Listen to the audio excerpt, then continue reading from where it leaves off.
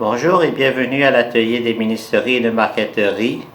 J'ai le plaisir de vous présenter une vidéo un peu particulière qui réunit quelques-unes de mes créations et de mes restaurations.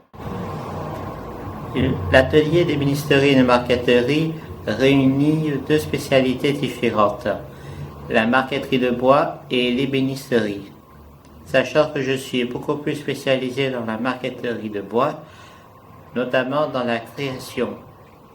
J'ai aussi diversifié les techniques en utilisant la marqueterie de paille et la marqueterie de papier que je vous présenterai au cours de cette vidéo. Pour débuter cette vidéo, je vous présente la marqueterie de bois. Il s'agit de la création de marqueterie de bois en superposition que j'ai réalisée juste après la création de mon activité. Donc il s'agit d'une marqueterie exécutée à la scie à chantourner de marqueteur. Donc ici vous pouvez voir un motif, c'est un symbole de tribal médiéval. Et je me suis inspiré d'un jeu vidéo que j'ai souhaité rendre hommage. Il s'agit du jeu vidéo Soul River. Cela m'a beaucoup plu suite à son histoire et parmi la saga qui a été publiée en jeu vidéo. Ici vous pouvez voir toute la finition qui a été fondurée et vernie. Le fondure permet de protéger la marqueterie et en plus de cela, comme c'est une création un peu plus moderne, donc j'ai simplement appliqué un vernis brillant. J'ai fait aussi d'autres réalisations simplifiées. Donc ici c'est aussi un de ces tribals qu'on retrouve dans le jeu vidéo. Donc celui-ci il a été chantourné indépendamment des autres. Les mêmes techniques sont les mêmes, donc pas changé. Toujours à la scie à chantourner les contours pour avoir plus de mise en forme sur le motif. Je voudrais vous présenter la marqueterie de paille.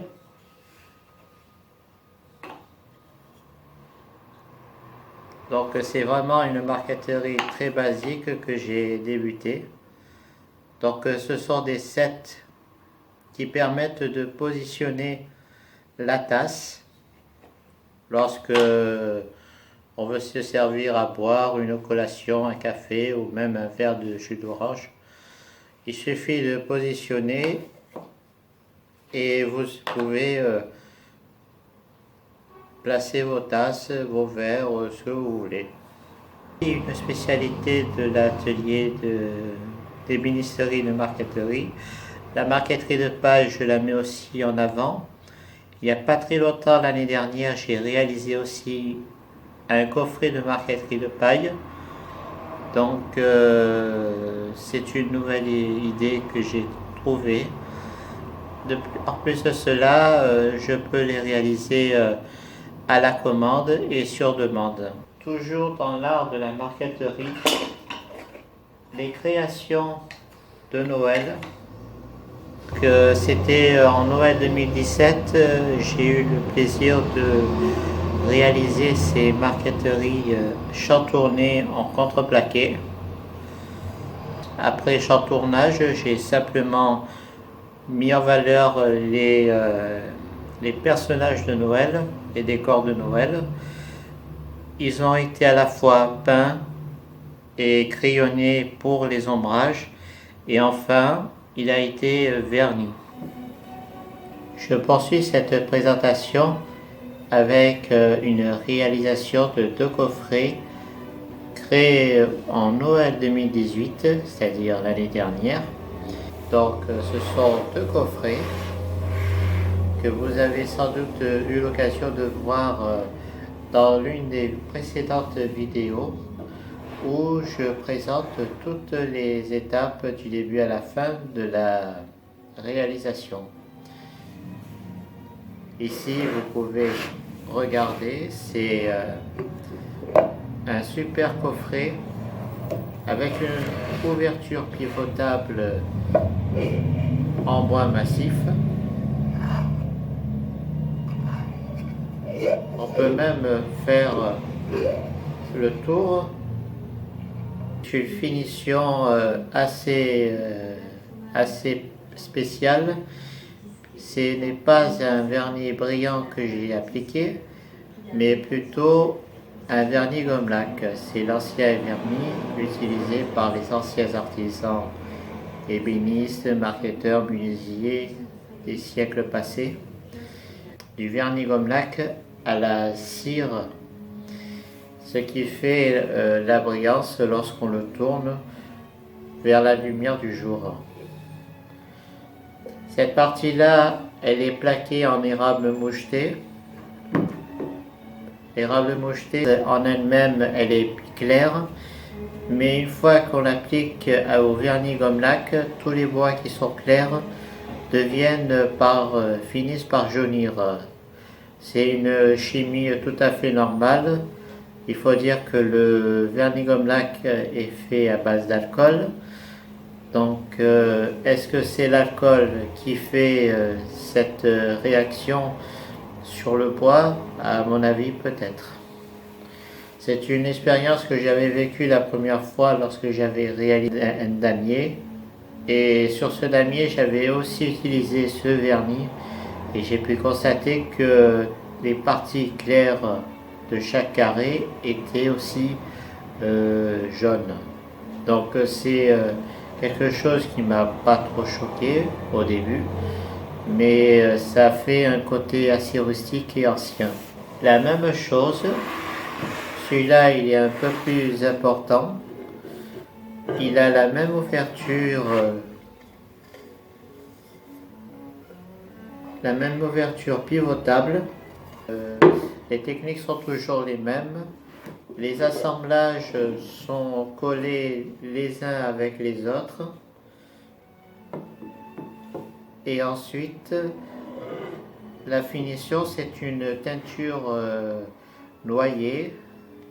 Attention, celle-ci est une teinture professionnelle. La première fois que je l'ai essayé, j'ai été très satisfait puisque on a vraiment quelque chose de très rustique. Et ici c'est une décoration plaquée sur le dessus qui est collée en marqueterie de ronces de noyer. C'est pour ça qu'on a l'impression de retrouver la même couleur en haut et sur toutes les surfaces. On trouve aussi la même finition comme lac et cire. Une fois illustré, on a un résultat de qualité puisque lorsqu'on le déplace à la lumière du jour, on voit qu'il y a une brillance et les étapes ont été réalisées à l'ancienne, c'est-à-dire au niveau de la finition. Les coupes aussi, les coupes ont été collées et en même temps arrondies sur les angles. Et ça permet de voir vraiment et de mettre en valeur la nervure du bois. Pour présenter une de ces réalisations qui a été conçue pour pour positionner des bougies à l'intérieur. Cet objet réunit à la fois le pain massif que l'on peut voir ici et entre-temps que ça a été plaqué en érable. C'est une finition qui a été conçue spécialement contre la chaleur et la rétractation du bois en appliquant un vernis vitrificateur satiné. Je n'ai pas osé utiliser ou ni appliquer de cire, tout simplement parce que je ne voulais pas que la chaleur fasse une réaction chimique entre la chaleur et la bougie, recouverte d'un plaquage en érable. Le bois est particulièrement clair, il a été poncé également. Et enfin, vernis avec le vernis vitrificateur satiné. Dans la suite de cette présentation, je vous présente le tableau en décor de marqueterie d'un ouvrage mi-création et mi-restauration en bois. Au départ, c'était un cadre en bois sculpté uniquement en feuilles d'acanthe et avec une rainure, et donc j'ai simplement, comme on dit, personnalisé. Donc elle a été entièrement décapée puisqu'elle avait une peinture noire, entièrement décapée puisque c'était pas une aussi belle finition. Elle avait beaucoup vieilli. Et pour redonner vraiment vie à ce cadre, je l'avais peint en blanc. Donc c'est une structure en chêne massif et comme le problème venait de la matière de l'ancienne peinture le bois s'est imprégné de cette ancienne peinture puisqu'il y avait deux couches différentes. En première face, il y avait une couche rouge et une deuxième face en couche noire. Donc ça a donné beaucoup de travail simplement pour décaper puisque le bois avec le temps s'est imprégné de ce produit.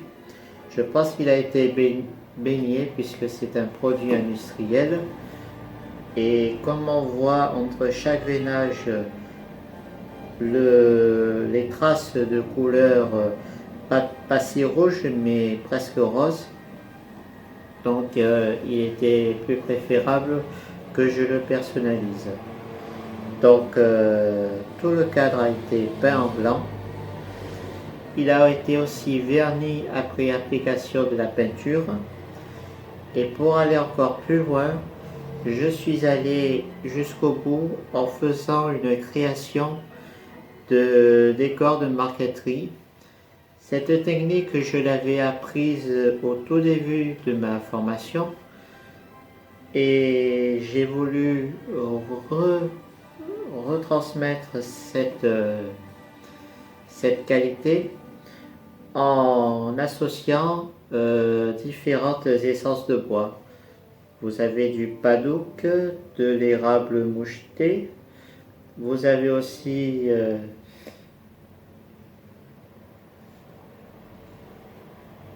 du platane, un peu de ronce de noyer. Donc c'est très diversifiant et non seulement ça donne beaucoup de relief. Le panneau a été aussi retravaillé, c'est-à-dire qu'au départ c'était un simple médium qui faisait dans les alentours des 2-3 mm d'épaisseur, sachant que la rainure était de 10 de profondeur. Donc j'ai dû adapter un nouveau panneau qui faisait exactement la même épaisseur de 10 mm. Ensuite je l'ai fait à la mesure et aux dimensions finies, et comme on le voit en le touchant, il est vraiment à fleur de l'arrière du tableau. Ici aussi, il a été entièrement peint. Et la finition, elle a été appliquée avec un vernis vitrificateur, non pas cette fois satiné mais brillant, parce que je voulais que ça soit brillant non seulement pour sa qualité, et non seulement il résiste, c'est-à-dire que le vernis vitrificateur lui-même il est brillant et résistant. C'est un bel ouvrage qui peut être suspendu comme décoration sur un mur. Je trouve que c'est très bien dans le sens que ça évite à chaque fois de voir des miroirs, et en associant la sculpture et la marqueterie, les deux corps de métier qui se ressemblent, qui sont très différents de l'un de l'autre, associer ces deux métiers en un seul, voilà une idée que j'ai retranscrite. Donc c'est une œuvre à la fois mi-restaurée et mi-créée. Ce tableau est une œuvre mi-restauration, mi-création.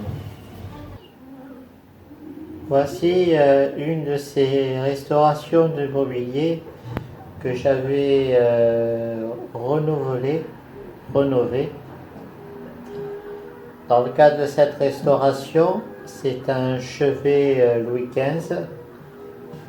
On le reconnaît par ses pieds galbés, toute la structure étant être massif.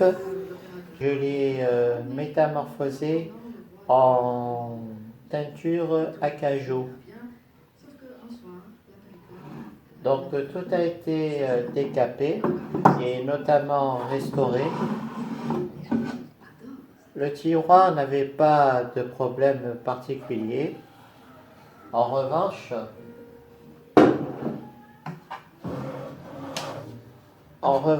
cette partie-là a dû être vraiment restaurée, puisque toute la partie d'origine du plaquage de ce plateau a été restaurée. Donc non seulement il a été abîmé, et j'ai dû recoller un nouveau système de feuilles de plaquage. Donc non seulement il s'adapte parfaitement à la contreplaque d'origine, on voit pratiquement pas de défaut, et en plus de cela, on retrouve une surface plus propre et plus nette que celui d'origine qui était entièrement gondolé. Arrivé à la fin de la finition, je suis arrivé à vernis tout à fait normal. Donc au départ, ça a été teinté en acajou. Ensuite, je l'ai fonduré pour qu'il soit beaucoup plus résistant, non seulement au soleil, mais aussi au changement de température. Et je crois une poignée de tiroirs. Donc je me suis déplacé pour acheter une nouvelle poignée de tiroirs. Celle-ci, elle est aussi en hêtre. Et l'avantage, quand les bois sont tournés, une meilleure qualité au niveau du tournage, notamment quand ils brillent au vernis plus modernisé, au goût du jour, et plus retravaillé. Ici, vous avez la fameuse table de salon. Cette table de salon a été entièrement restaurée. Elle a aussi connu un système de mi-création et de mi-restauration. Je vous en avais parlé au tout début de cette vidéo que l'atelier des ministéries de marqueterie est spécialisé aussi dans la marqueterie de papier. C'est quelque chose de vraiment nouveau, inédit, que j'avais jamais pratiqué auparavant, puisque j'avais des qualités de base pour la réalisation des marqueteries de bois. J'ai fait aussi de la marqueterie de paille pour machine initialisée. Et pour cette fois-ci, j'avais réalisé pour cette table basse une marqueterie de papier. Donc vous pouvez tout voir, toute cette partie. Au départ, si vous avez vu l'une des précédentes vidéos que j'avais publiées au niveau de cette réalisation, sont de style provençal. Et la fameuse histoire, je la raconte de nouveau, c'est que lorsque je suis arrivé à mon atelier, je découvre uniquement la partie inférieure de la table basse. Il n'y avait pas du tout de plateau lorsque je l'avais trouvé. J'ai dû réaliser un nouveau plateau en respectant les retraits et l'épaisseur de la surface. Donc le support a été entièrement découpé en contreplaqué. Et par-dessus, j'ai pu réaliser toute la marqueterie de papier. 3 semaines de réalisation. Donc au départ, le début a commencé ici. Et ensuite, je l'ai monté progressivement jusqu'en haut. Donc c'est à partir de décors floraux, un peu de jardin. Et ensuite, j'ai commencé à évoluer et à progresser dans les décors de papier. Toutes les découpes sont faites à partir de magazines. Et le collage est vraiment simple. Il y a simplement de la colle blanche à bois. J'utilise progressif pour me permettre d'avoir le temps de positionner l'élément découpé sur le support. Ensuite, comme je disais, j'y allais progressivement et ça m'a permis aussi d'avoir une belle expérience, notamment au niveau des découpes harmonieuses. Il y a une partie que vous pouvez voir dans la vidéo que j'ai beaucoup aimé, c'est cette partie où je trouve qu'il y a beaucoup d'éléments harmonieux du style de la feuille d'acanthe. Et c'est ça que j'apprécie beaucoup au niveau du motif. Au niveau de la finition, c'est la même finition que sur la restauration du chevet Louis XV teinté acajou. Donc, comme c'est une surface assez importante et en longueur, plutôt qu'en largeur, donc j'ai fait couler le fond dur, je l'ai entièrement fait couler et je l'ai ensuite égalisé à la spatule pour qu'il puisse recouvrir l'ensemble de la marqueterie. Une fois que le fond dur est sec, j'ai ensuite passé un vernis vitrificateur brillant pour encore donner plus de résistance à la finition. Et d'un même point de vue, comme la surface est assez longue, donc j'ai tout appliqué au rouleau mousse. Je l'explique aussi dans la vidéo dont je parle sur cette table basse. Donc je l'ai appliqué au rouleau mousse et en tout j'ai passé 3 couches de cire pour avoir une brillance qui permet de refléter à la lumière du jour. Au niveau de la finition de la partie inférieure, c'est une peinture blanc laqué satiné et je l'ai verni par-dessus après séchage. Et l'avantage, c'est que le vernis permet de protéger la peinture. C'est une idée que j'ai trouvée intéressante. Ça permet de redonner plus de clarté à la finition d'une peinture qui est de couleur blanche. Donc je vous présente la scie à chantourner de marqueterie. C'est avec elle que je réalise les marqueteries de bois, les ouvrages chantournés en bois aussi, comme vous pouvez le constater et observer. Je peux aussi réaliser de la marqueterie à chantourner en bois massif. C'est ainsi que je termine cette vidéo à travers mes réalisations et mes créations, mi-restauration et aussi mes créations que je vous ai présentées. N'hésitez pas à partager cette vidéo si elle vous a intéressé. Je vous remercie de l'avoir visionnée et à très bientôt.